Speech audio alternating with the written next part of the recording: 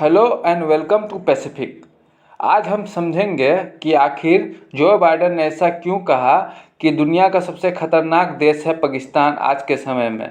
आपको पता होगा कि यूएसए में क्या है, डेमोक्रेटिक कॉन्फ्रेंस कुछ चल रहा है लॉस एंजलिस में।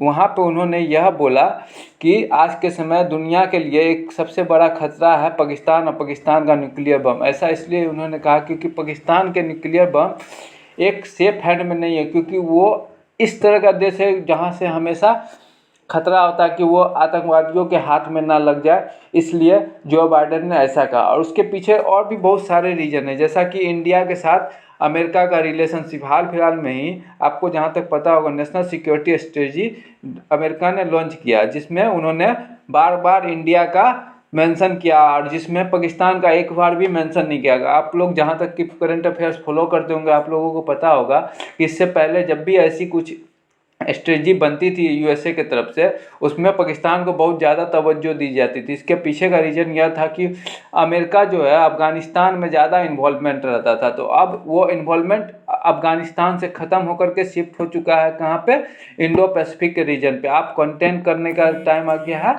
चाइना को, जिसके वजह से इसलिए अमेरिका को एक सुपर पावर एलाई चाहिए होगा। वो सुपर पावर एलाई आज के समय दुनिया में कोई नहीं है जितना बढ़िया से इंडिया कर सकता है। इंडिया को साथ लिए बिना आज के समय चाइना को काउंटर कर नहीं सकता। आपको जैसे पता होगा इंडिया का भी चाइना के साथ मतभेद चल रहा है बॉर्डर इशू को लेकर के, जिससे इंडिया और अमेरिका एक कॉमन अलायंस बना सकते हैं, ऐसा हो सकता है। और आपको ये भी पता होगा चाइना का बहुत सारे देशों के साथ बॉर्डर डिस्प्यूट चल रहा है, चाहे वो जापान हो, मलेशिया हो, चाहे कोई भी देश हो। आप उनके अगल बगल देशों को ले लो, सारे देश के साथ उनका बॉर्डर डिस्प्यूट चल रहा है, जिसके वजह से अमेरिका, जापान, ऑस्ट्रेलिया, इंडिया सारे देशों ने मिलकर के क्वाड बनाया और इंडो पैसिफिक रीजन पे खास करके ध्यान देने की बात की, क्योंकि यहाँ पे से आधा वर्ल्ड की हाफ पॉपुलेशन इसी जगह पे रहती है, चाहे वो एशियन कंट्री हो, चाहे इंडिया हो, चाहे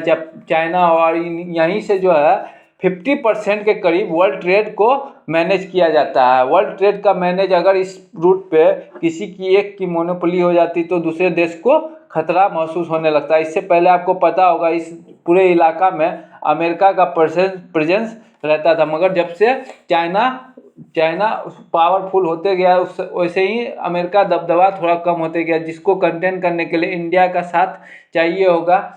इसलिए इंडिया ने भी आज के समय क्वाड में अपनी पार्टिसिपेशन बढ़ा दी है।